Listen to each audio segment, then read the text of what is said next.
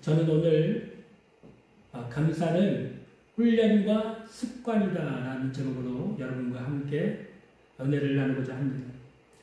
감사는 훈련을 통해서 우리가 감사를 할 수가 있습니다.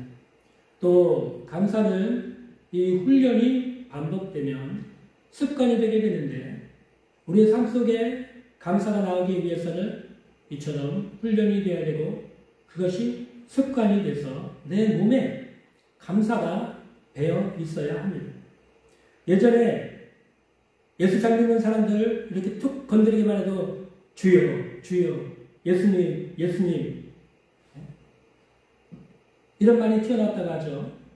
마찬가지로 우리가 정말 하나님을 잘 믿고 섬기기 위해서 어떤 사람이 여러분을 찔러만 봐도 여러분에게 감사가 나올 그런 훈련이 되어 있어야 합니다.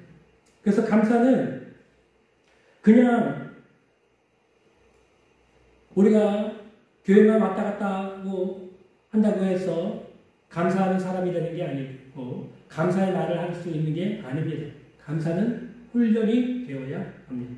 그래서 그 훈련이 계속 반복돼서 결국에 자신의 삶의 습관처럼 되어서 어떤 일을 당하든지 입에서 감사가 먼저 나올 수 있는 그런 삶이 바로 우리 그리스도인의 삶이 되어야 하는 것입니다. 오늘 본문의 데살로니가전서 5장 18절에 보면 범사에 감사하라 이는 그리스도 예수 안에서 우리를 향하신 하나님의 뜻이라고 말씀하고 있습니다. 범사에 감사하라 이 말씀은 그냥 우리에게 사도 바울이 권면하는 그런 권면의 말이 아니라 명령형으로 되어 있습니다. 그러니까 하나님은 우리가 범사에 모든 일에 감사하기를 원하신다는 것이죠. 그러나 그 감사는 결코 쉽지가 않습니다. 좋을 때는 누구나 다 감사할 수 있죠. 그러나 우리가 살다 보면 힘들고 어려울 때도 있고 기분이 나쁠 때도 있고 속이 상할 때도 있고 막 화가 나서 뚜껑이 막 달그락달그락 할 때가 있습니다. 그럴 때 어떻게 우리가 감사합니까? 그러나 성경은 범사에 감사하라 라고 말씀하고 있어요. 또 하나 우리가 생각해야 될 것은 무엇이냐면 믿음이 좋은 사람들만 범사에 감사하라. 믿음이 약한 사람들은 범사에 감사하지 않아도 된다. 이렇게 기록되어 있지 않다는 것입니다. 성경은 모든 믿는 그리스도인들을 향해서 범사에 감사하라. 오늘 교회 처음 나온 사람도, 오늘 예수 처음 믿은 사람도, 또 교회를 오래 다니고 10년, 20년, 30년, 40년 넘게 예수 믿은 사람도 범사에 감사하라. 동일한 명령을 하고 있는 것입니다. 오늘 우리는 추수감사주일로 하나님께 감사 예배를 드리고 있습니다. 매해 11월달 셋째 주가 되면 추수감사주일이 돌아오게 되는데 이때 우리가 하는 일이 무엇입니까? 한 해 동안에 하나님이 우리에게 베풀어 주신 은혜, 우리에게 주신 열매, 그것을 하나님께 감사합니다. 우리가 예물을 드리고 또 어떤 교회들은 강단에다가 추수의 열매들, 감, 사과, 배, 뭐 이런 거 여러 가지 과일들로 장식을 하면서 하나님께서 우리에게 한 해 동안에 베풀어 주신 많은 은혜와 열매들을 하나님께 드리는 그런 기쁨의 절기로 많은 교회에서 지키고 있습니다. 그러나 여러분, 매 우리가 추수감사주일을 매년 11월 셋째 주가 되면 추수감사주일을 우리가 지키는데 1년에 한 번만 추수감사주일 지키라고 지키는 것은 바람직하지 않아요. 성경은 범사에 감사하고 말씀하고 있습니다. 1년 내내 감사하는 것이에요. 오늘도 감사하고 내일도 감사하고 내일 모레도 감사하고 우리가 이 세상을 떠나는 날 그 순간까지도 우리는 범사에 하나님께 감사하는 사람이 되라는 것입니다. 그러나 여러분 기억하실 것은 감사는 교회를 다닌다고 해서 사람들이 다 감사하는 사람이 되지 않아요. 예? 장로님이 됐다고 해서 여러분 감사하는 사람이 되지 않습니다. 목회자가 됐다고 해서 감사하는 사람이 되지 않습니다. 어떤 사람하고 만나가지고 얘기해보면 불평과 원망이 얼마나 많은지, 다른 사람 헐뜯는 말을 얼마나 그렇게 많이 하는지 몰라요. 같은 믿는 사람인데, 교회에서 또 직분도 받았고, 교회에서 중책을 맡은 분인데, 교회에서 귀한 사역을 하시는 분인데, 개인적으로 만나서 대화하면 다른 사람들 험담하는 얘기, 비판하는 얘기, 정죄하는 얘기가 그냥 줄줄줄 나옵니다. 감사는 입에서 단 한마디도 나오지 않아요. 그런 사람들이 많습니다. 그런 걸 보면 여러분, 교회를 다닌다고 예수 믿는다고 해서 다 감사하는 사람이 되는 게 아니라는 것입니다. 감사는 여러분 그래서 훈련되어야 합니다. 감사는 훈련이에요. 어떤 사람은 감사는 믿음으로 한다고 하지만 여러분, 그 믿음도 주머니 속에 집어넣고 있으면 그 믿음이 무슨 소용이 있습니까? 믿음을 꺼내서 사용해야죠. 그것도 훈련이에요. 믿음을 꺼내서 사용하는 거죠.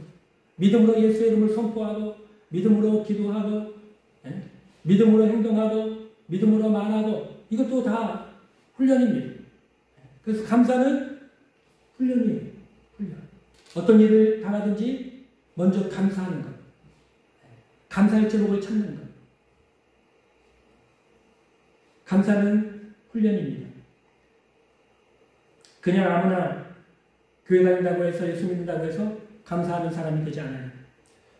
감사에 대한 설교를 준비하면서 제 마음 가운데 떠오르는 한 분이 계셨습니다. 바로 손양원 목사님. 6.25 전쟁 때 공산당에게 붙잡혀서 총살로 순교를 당하신 손양원 목사님이 기억이 났습니다. 이 손양원 목사님이 6남매가 있었는데 그 중에 장자하고 차남, 둘째 아들이 공산당을 추종하는 청년에게 붙잡혀서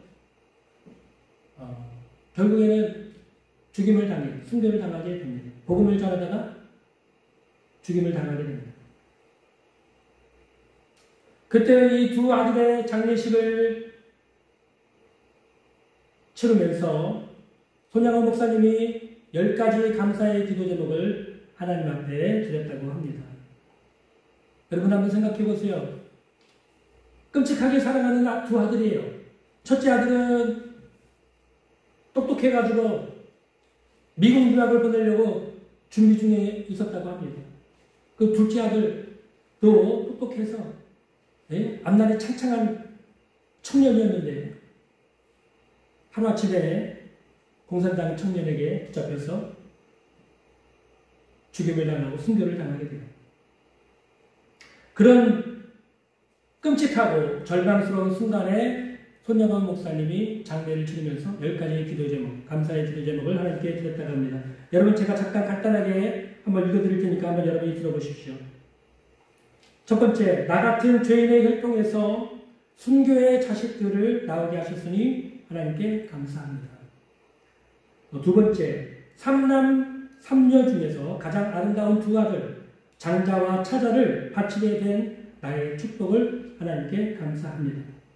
세 번째, 허다한 많은 성도들 중에 어찌 이런 보배를 주께서 하필 내게 주셨으니 그 점 또한 감사합니다.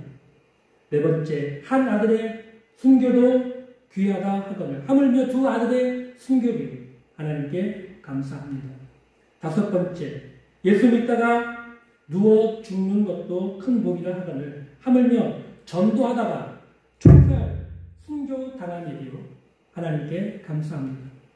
여섯 번째, 미국 유학 가려고 준비하던 내 아들 미국보다 더 좋은 천국 갔으니 감사합니다. 일곱 번째, 나의 사랑하는 두 아들을 총살한 원수를 회개시켜 내 아들 삼고자 하는 사랑의 마음을 주셔서 하나님께 감사합니다. 여덟 번째, 내 두 아들 순교로 말미암아 무수한 천국의 아들들이 생길 것이 믿어지니 하나님께 감사합니다. 아홉 번째, 이 같은 역경 중에도 이상 8가지 진리와 하나님의 사랑을 찾는 기쁜 마음, 여유 있는 믿음 주신 우리 주 예수 그리스도께 감사합니다. 열 번째, 나에게 분수에 넘치는 과분한 큰 복을 내려주신 하나님께 모든 영광을 돌립니다. 여러분, 이것이 손양원 목사님이 두 아들 순교를 당하고 나서 장례식을 치르면서 하나님께 드렸던 감사의 제목들입니다. 여러분 어떻습니까? 어떻게 아들이 죽었는데 하나님께 10가지의 감사를 고백하고 드릴 수가 있습니까? 대단한 믿음이죠. 모든 사람이 볼 때도 정말 대단한 믿음이 아닐 수 없습니다. 뿐만 아니라 여러분 자기 두 아들을 총살로 죽인 그 원수 같은 그 청년을 회개시켜서 자기의 수양 아들로 삼으신 손양원 목사님의 삶은 참으로 대단한 삶이 아닐 수 없습니다. 저에게도 감사하면 기억되는 한 청년이 있습니다. 제가 제천에서 처음 시골교회 목회를 할 때 우리 교회 바로 밑에 한 100m, 200m 그 아랫마을에 있는 장애인 쉼터가 하나 있었습니다. 그 장애인 쉼터에 한 20명 정도가 되는 장애인들이 모여서 함께 생활했고 또 그 장애인들을 지도하는 지도 선생님들이 한 3분, 4분 정도가 함께 모여서 생활하는 장애인 쉼터가 하나 있었는데 제가 그 마을의 전도를 다니다가 그 쉼터를 발견하고 쉼터에 가서 제가 이번에 새로운 새누리교회 전도사라고 소개를 하고 전도를 하러 갔어요. 그래서 이렇게 연결이 돼서 주일날 한 20명 정도가 되는 그 장애인들 중에 한 10명이 주일날 오전에 예배를 드리러 또 수요일날 저녁에도 예배를 드리러 저희 교회 한동안 와서 함께 예배를 드렸던 적이 있었습니다. 그때 그 쉼터에 신앙이 좋은 한 청년 교사 선생님 한 분이 그렇게 예배 때마다 그 장애인들을 이끌고 저희 교회에 그렇게 참여를 해서 예배를 드렸어요. 그런데 어느 날 그분으로부터 전화 연락이 왔어요. 목사님 혹시 뭐 교회 계십니까? 그래서 네, 교회에 있습니다. 제가 잠깐 찾아뵙고 할 얘기가 있는데 가도 괜찮겠습니까? 그래서 오시라도 제가 다른 건 뭐 없지만 차라도 대접해 드릴 수 있으니까 오시라고 하고는 저희 있는 교회 사택에 그분이 오셨어요. 그 차를 이렇게 딱 내어드리고 대화를 하는데 그분이 하는 말이 이것입니다. 최근에 몸이 안 좋아져서 건강검진, 종합 건강검진을 받았는데 암 판정이 나왔다는 거예요. 그래서 그 당시에 제가 기억하기로는 저쪽 경기도 일산 쪽인가요? 그 고양시 쪽인가요? 그쪽에 어떤 암치료 센터가 아주 그 당시에 좀 가장 잘한다고 알려져 있어서 거기에 병원에 접수를 하고 수술 날짜를 잡은 다음에 기다리고 있다. 그런 얘기를 저한테 하더라고요. 그러면서 봉투 같은 걸 하나 딱 꺼내가지고 저한테 내밉니다. 봤더니 감사헌금 봉투예요. 감사헌금 봉투에 깨알같이 감사의 내용을 기도의 제목이나 감사의 제목을 적어가지고 또 헌금도 굉장히 많이 하셨어요. 해가지고 저한테 내밀면서 저를 위해서 기도해 주십시오 하고 부탁을 하시더라고요. 그래서 제가 그 형제를 위해서 간절하게 기도를 하고 돌려보냈습니다. 그 형제가 간 다음에 도대체 감사헌금 봉투에다가 깨알같이 글씨를 적었는데 무슨 기도의 제목을 적었는지 또 금액은 얼마인지 궁금해서 감사헌금 봉투를 제가 이렇게 적혀있는 글을 읽어봤는데 그 글은 이런 내용이었습니다. 하나님, 지금까지 살게 해주신 것도 하나님의 은혜였습니다. 제가 이제 암 수술을 받게 되는데 치료해 주셔도 감사요. 치료가 안 돼도 하나님의 뜻인 줄 믿고 감사를 드립니다. 그게 전부 다예요. 근데 제가 그 내용을 읽고 그 감사의 글을 읽고 제 마음에 얼마나 마음이 뭉클하고 감동을 받았는지 모릅니다. 혹시 수술이 잘못돼서 그 당시에가 2006년, 7년, 8년만 그때니까 지금처럼 이렇게 암 수술이 잘 되고 그런 시기는 아니었어요. 암에 걸리면 죽을 확률도 수술하다가 죽을 확률도 많은 그런 시기였습니다. 그러니까 얼마나 마음이 두려웠겠어요. 그럼에도 불구하고 하나님께 감사를 드리는 거예요. 수술이 잘 돼도 하나님께 감사해요. 수술이 잘 안 돼서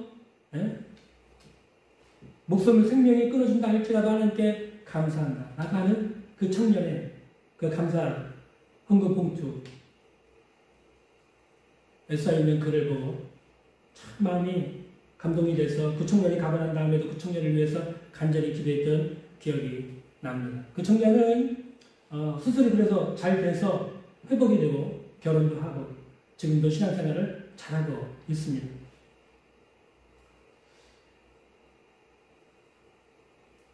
오늘 본문에 보면 범사에 감사하라.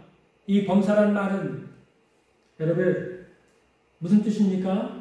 모든 일에 감사하라는 뜻입니다. 사실 오늘날 많은 성도들이 이 말씀은 지키기가 매우 어렵다고 생각합니다. 그리고 잘 지키지도 않는 것이 사실입니다. 어떻게 범사에 감사할 수 있느냐? 살다 보면 좋은 일도 있고 나쁜 일이 더 많은데 행복한 날보다 불행하고 슬프고 기분이 안 좋고 우울하고 화가 나는 일들이 더 많은데 그때마다 어떻게 그것을 다 내려놓고 참고 인내하면서 감사할 수 있느냐? 이것이 우리 모두의 생각일 것입니다. 사실 그렇습니다. 목회자인 저도 이 말씀이 매우 부담이 되는 말씀이 아닐 수 없습니다. 솔직하게 고백한 거예요. 목회자인 저도 사실 범사에 감사하는 삶을 살지 못하고 있거든요. 제가 목사이지만 신경질 날 때가 많고 기분이 몹시 안 좋을 때 속으로 욕도 좀 합니다. 운전하다가 깜빡이도 안 켜고 갑자기 훅 들어오는 사람 보면 나도 모르게 그냥 욕이 나와요. 제가 아직 부족한 목사라서 그렇죠. 그래서요 매년 추수감사 절기가 돌아오면 마음이 별로 좋지가 않습니다. 왜냐하면 성도들에게 범사에 감사하라. 감사의 이유에 대해서 감사해야 되는 성경적인 근거에 대해서는 쭉 얘기하고 예화도 많이 들 수 있고 그러면서 설명도 하지만 정작 내 자신이 그렇게 살지 못하고 있으니까 이 설교를 할 때마다 몹시 내 자신이 한심스럽고 양심이 찔릴 때가 많이 있습니다. 그런데 여러분, 제가 여러분에게 한 가지 좋은 방법을 하나 소개를 해 드리려고 합니다. 범사에 감사하라.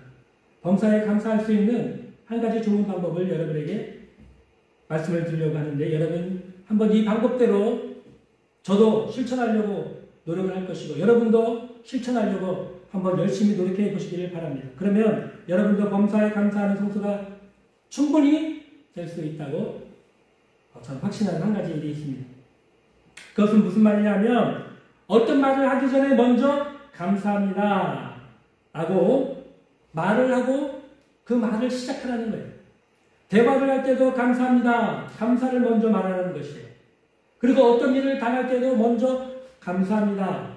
하나님께든 사람에게든 먼저 감사합니다라는 말을 입으로 시인을 하라는 것입니다. 누군가를 만나게 되면 감사합니다.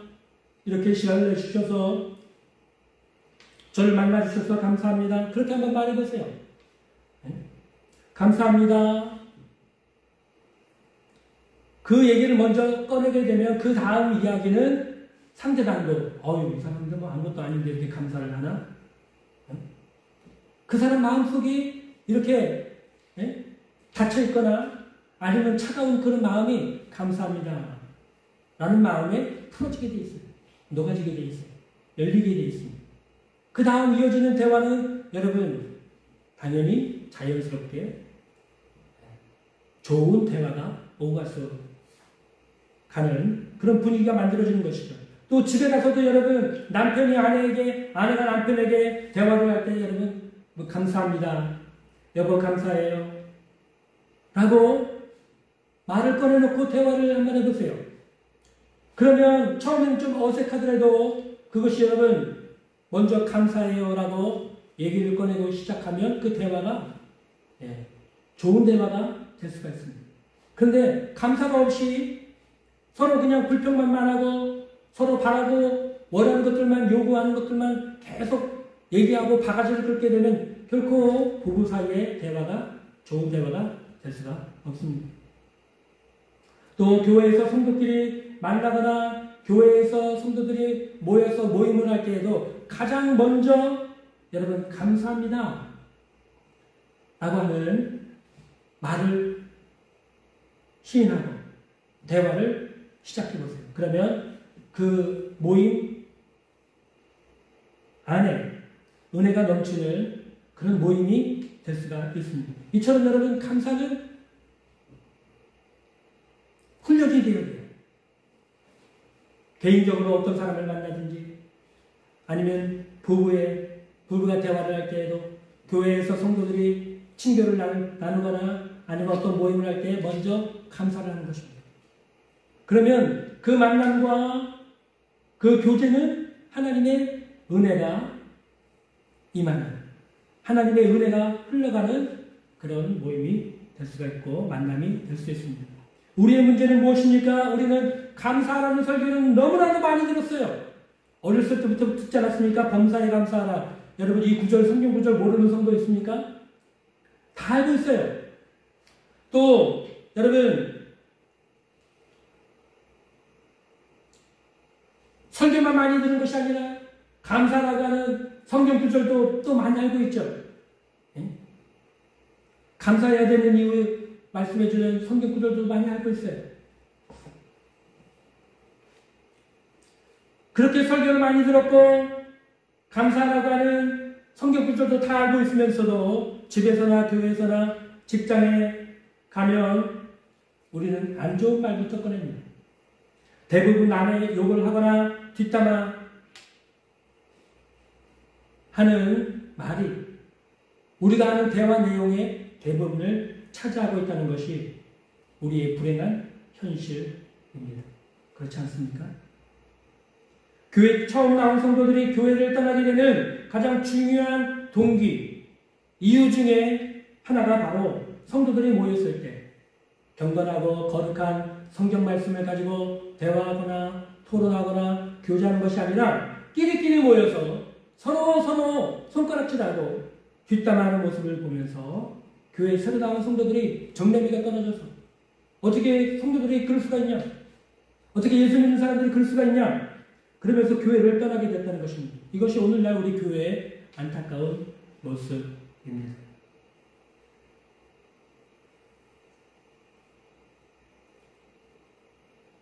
감사는 그래서 여러분 훈련되어야 합니다.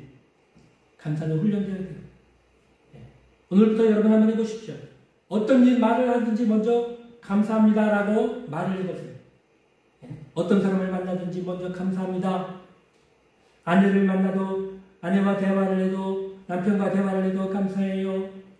성도들을 만나도 감사합니다. 라고 말해보세요. 어떤 형제가 주일날 설교 시간에 목사님이 설교 도중에 가장 먼저 감사부터 하십시오.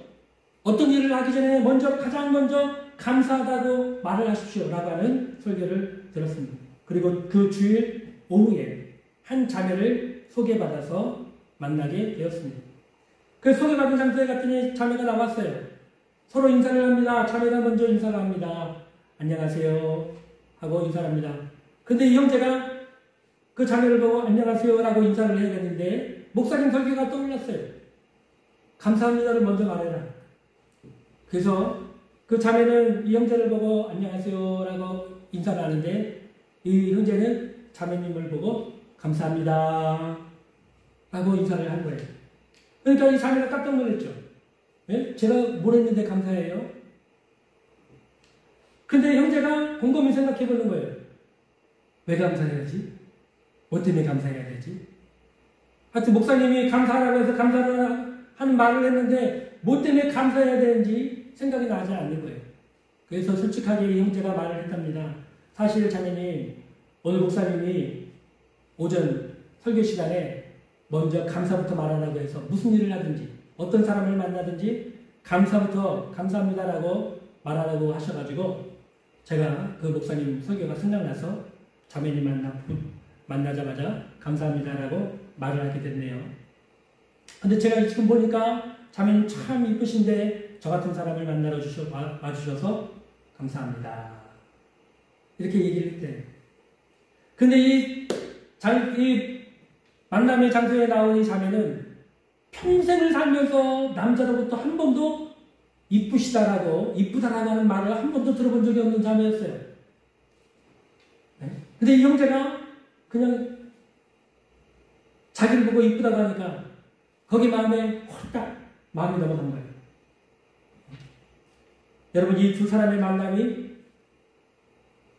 좋은 결과가 있었을까요? 나쁜 결과가 있었을까요? 분명히 좋은 결과가 있었을 것이라고 우리 모두가 생각되지 않습니까? 예. 감사의 말을 하면 여러분 대화가 좋은 방향으로, 은혜로운 방향으로 흘러가게 됩니다. 만남도 좋은 방향으로 흘러가게 돼요. 관계도 좋은 방향으로 경건하게 대화가 이루어질 수 있습니다. 여러분이 그래서 가장 먼저 사람들을 만나거나 대화하거나 어떤 모임을 할 때 가장 먼저 해야 될 일은 감사의 말을 하는 것입니다. 하나님 감사합니다. 우리를 이곳에 모이게 하셔서 감사합니다. 또 개인적으로 만났을 때도 감사합니다. 부부 사이에도 감사해요. 성도들 만났을 때도 감사합니다. 이렇게 감사의 말을 하게 되면 어떤 대화든지 어떤 모임이든지 하나님의 은혜가 임하게 되어 있습니다. 그래서 우리는 이 감사의 훈련을 해야 돼요. 훈련이 처음에는 힘들고 어렵죠. 그것이 습관이 되기까지는 굉장히 힘이 듭니다. 그러나 그 훈련이 된 사람은 나중에는 감사가 저절로 나오게 됩니다. 제가 군대에 있을 때 5분 대기조라는 그런 훈련이 있었습니다. 만약에 전쟁이 나거나 아니면 북한의 공산군, 게릴라가 갑자기 남침했을 때 5분 안에 완전 군장을 하고 모자를 쓰고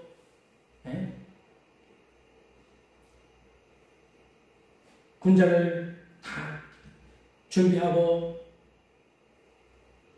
총을 메고 수류탄을 받고 실탄을 받아가지고 군용차에 딱 타서 출발할 준비 태세까지 갖추는 게 5분이에요.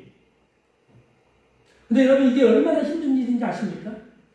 우리가 그냥 군대 생활하다 보면은 밥을 먹을 때가 있어요. 밥을 먹을 때 갑자기 5분 대기조 비상벨이 울립니다. 그럼 밥 먹다 말고 가가지고 모자를 쓰고 군장을 챙겨가지고 메고 총을 메고 수리탄을 받고 실탄을 받아가지고 군용차에 뛰어 올라야 됩니다. 밥 먹다 말고 또 쉬다가 보는데 갑자기 5분 대기조 비상벨이 울립니다.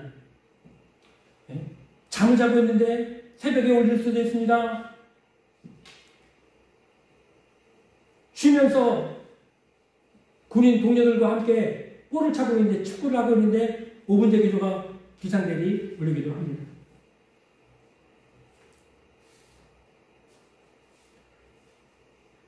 어떤 때는 여러분 목욕을 하고 있는데 다 빨리 벗고 목욕을 하고 씻고 있는데 5분 대기조 발령이 납니다. 참 그거 참 힘든 상황이에요. 처음에는 이런 훈련이 너무 힘들었습니다. 밥 먹다 말고 씻다 말고 잠자다 말고 5분 안에 그렇게 빨리빨리 동작을 해가지고 출동태세를 딱 5분 안에 출동태세를 갖춰야 되는 그 훈련이 너무 힘들었어요. 그런데 이 훈련을 군부대에서 2년 동안 받고 하다 보니까 나중에는 그렇게 하는 것이 자연스럽게 되고, 네. 그렇게 완전군장을 해가지고 총 메고 술탄 받고 군용차에 올라타서 대기하는 그 일이 수월해지더라고요. 쉬워지더라고요.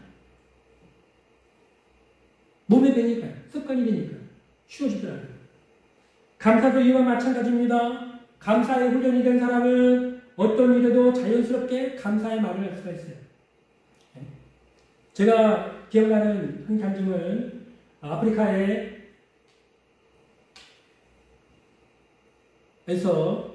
선교사님이 큰 전도 집회를 하게 됐는데, 그때 그 주변에 마을에 있는 목사님이 오셔서 함께 이렇게 식사를 하는 그런 약속을 하셨어요.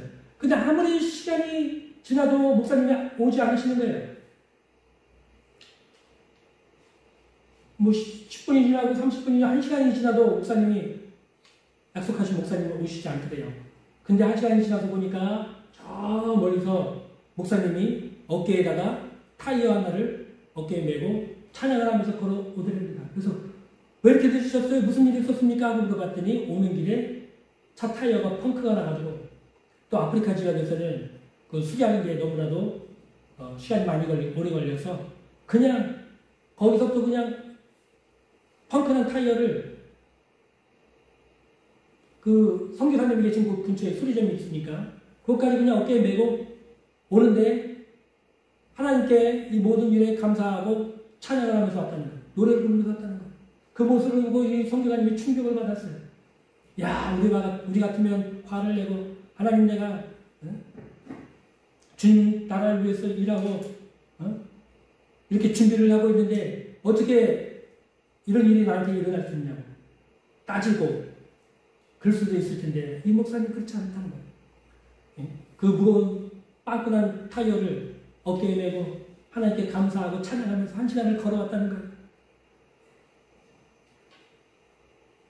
범사에 감사하라. 무슨 일이든지 가장 먼저 감사의 말을 하십시오. 하나님께 감사를 하십시오. 그리고 사람에게 감사하십시오. 성경에 보면 우리가 알몸으로 나왔고 또 알몸으로 하나님께 돌아간다고 했어요. 여러분, 이 세상에 올 때 알몸으로 왔어요. 아무것도 가진 것 없이 왔어요. 갈 때도 아무것도 가진 것 없이 갑니다. 이 세상 살아가는 동안에 많이 가졌다고 자랑할 거 없고요. 못 가졌다고 실망할 거 없습니다. 다 하나님이 때를 따라 주시고요. 때를 따라 먹여주시고, 때를 따라 공급해 주시고, 때를 따라 치료해 주시고, 때를 따라 은혜도 주시고, 때를 따라 우리의 기도의 응답을 주시는 것입니다. 그러면 여러분, 하나님께도 감사합니다라고 고백하시고 사람에게도 감사해요 라고 말을 하시기를 바랍니다. 감사의 말이 습관이 될 때까지 훈련을 하세요. 오늘부터 하세요. 오늘 예배가 끝나면서부터 하십시오. 사람들을 만날 때 감사합니다 라고 말하세요. 제가 어떤 성도분이 교통사고가 났다고 하는 소식을 듣고 깜짝 놀라서 시간이 좀 지나서 그 성도분을 만나게 됐는데, 보니까 다행히 몸에 어디 다친 곳은 없고 차하고 차끼리 부딪혀서 좀 부서진 사고였다고 합니다. 그런데 그 성도님이 저를 만나서 그 사건 이야기를 하면서 처음에 하는 얘기가, 그래도 하나님께 감사하죠. 사람이 다친 사람이 없고 차만 조금 부서졌어요. 여러분, 교통사고가 나면 우리 벌써부터 뚜껑이 열려가지고 울그락불그락 할 텐데 그렇지 않다는 거예요. 감사의 말을 하더라고요. 사고가 나도 이만한 사고로 그쳤으니 하나님께 감사합니다. 그런 말을 하는 것을 듣고 놀란 적이 있었습니다. 그렇습니다. 불평하거나 원망할 수 있으려면 우리는 얼마든지 많은 조건과 핑계와 이유들을 갖다 댈 수 있습니다. 그러나 믿음의 성도들은 불평과 원망의 말을 하지 말고 정죄와 판단의 말을 하지 말고 뒷담화하지 말고 감사의 말을 하십시오. 감사의 말. 그러면 그 뒤에 생기는 일들은 하나님이 책임져 주십니다. 그 뒤의 일들은 하나님의 은혜가 흘러가게 됩니다. 가정에서도 그렇고 직장에서도 그렇고 교회에서도 마찬가지입니다. 시편 50편 14절에 보면 감사로 하나님께 제사를 드리라고 했어요. 또 50편 23절에 감사로 제사를 드린 자가 하나님을 영화롭게 한다고 말씀하고 있습니다. 감사의 고백, 하나님을 영화롭게 한다는 거예요. 그러면 여러분 하나님을 영화롭게 해드리기를 원한다면 감사의 말을 하십시오. 날마다 하나님께 감사하십시오. 이웃을 열 때마다 하나님께 감사하십시오. 어떤 일을 당하든지 하나님께 감사하십시오. 여러분 저는 개척교회 목회를 거의 지금 10년 정도 해오고 있습니다. 10년 동안에 보면 정말 하박국 선지자의 고백이 생각이 나요. 무화과 나무의 잎이 마르고 포도의 열매가 없고 초장에 양이 없고 외양간에 소가 없어요. 그처럼 여러분 개척교회 10년 하는 동안에 성도가 없습니다. 왔다가 갑니다. 또 아주 이상한 사람들만 옵니다. 알코올 중독자가 옵니다. 사기꾼이 옵니다. 이단이 찾아옵니다. 제대로 된 성도라고 된 사람이 찾아온 적이 거의 없어요. 마음의 상처를 받아가지고 온 사람, 별의별 사람들이 찾아오는데 정작 이 교회에 등록하고 다니는 성도는 없어요. 그걸 볼 때 여러분 마음이 얼마나 낙심이 되고 힘을 잃게 되고 절망할 때가 참으로 많이 있습니다. 그럼에도 불구하고 여러분 10년 지난 이 시간을 돌이켜보면 감사할 수밖에 없는 것은 성도가 없어요. 날마다 달마다 월세를 내야 되고 전기세를 내야 되고 생활에 필요한 물질을 사용해야 되는데 10년을 지난 동안에 보면 하나님께서 이렇게 저렇게 다 채워 주셨습니다. 참 기적이에요. 굶지 않게 해주시고요. 자동차는 제가 뭐 산 적이 없는데 어떤 분들이 이렇게 주셔서 타고 다니게 되고 원로 목사님이 주셔서 타시던 차를 어떤 원로 목사님이 저에게 주셔가지고 타게 됐고 또 최근에는 저희 아버님이 소천을 하셨는데 저희 아버님 타고 다니던 차를 수리해서 제가 타고 다니고 있습니다. 그 필요한 경비들이 기름값, 그다음 차 수리비 이런 것들이 어떻게 채워져서 차를 타고 다니고 있어요. 다 하나님의 은혜죠. 필요할 때 구하면 하나님이 응답해 주십니다. 어쩔 때는 여러분 정말 어떤 물질이 꼭 필요한데 써야 되는데 그 시간이 바로 턱밑까지 왔을 때까지도 응답을 안 해주시다가 바로 그 직전에 응답을 해주셔가지고 그 필요를 채우는 그런 일들이 너무나도 많이 있습니다. 얼마나 감사한지 몰라요. 제가 그냥 혼자서 중얼중얼하면서 드리는 기도 같지만 하나님이 다 듣고 계시다는 거 아닙니까? 얼마나 감사한지 모릅니다. 그때마다 제 마음속에는 너무나도 감사해서 막 찬양이 흘러나오고요. 기쁨이 흘러나오고 그렇습니다. 부모님들은 그런다고 그래요. 부모가 자녀에게 어떤 선물을 줄 때 자녀가 그거를 받고 조그만 선물이라도 기뻐하고 아빠 감사해요, 엄마 감사해요 라고 감사를 표시를 하면 부모는 그 마음속에 영화로움을 느낀대요. 영화로움. 그러나 부모가 자녀에게 아무리 많은 것을 줘도 감사하다라는 말을 하지 않는 자녀를 보면 배운 마음과 같다고 느낀다고 합니다. 여러분 찬양과 감사는 하나님을 영화롭게 하나님께서 영화로움을 느끼시도록 우리가 하는 일이기 때문에 성도들이 매일 마땅히 해야 하는 일이 바로 감사와 찬양인 것입니다. 감사는 성도라면 누구나, 믿음을 갖고 있는 성도라면 누구나 훈련해야 되고, 훈련하기만 하면 누구나 감사하는 사람이 될 수 있습니다. 이 깊어가는 가을, 성도 여러분, 감사의 훈련을 오늘부터 시작해 보십시오. 가정에 가서 감사의 말을 하십시오. 교회에서 모이면 감사의 말을 하십시오. 개인적으로 만날 때에도 감사의 말을 하십시오. 감사의 이유를 찾으십시오. 믿음으로 감사의 눈을 가지고 여러분의 삶에 일어나는 일들을 바라보실 수 있는 눈이 열려지게 되기를 간절히 바랍니다. 그럼 모든 것이 감사요. 범사에 감사할 수 있는 믿음의 눈을 갖게 될 것입니다. 이 가을 감사의 많은 열매를 맺어 하나님을 영광롭게 해드리는 여러분 다 되시길 주님의 이름으로 축복합니다. 기도하겠습니다.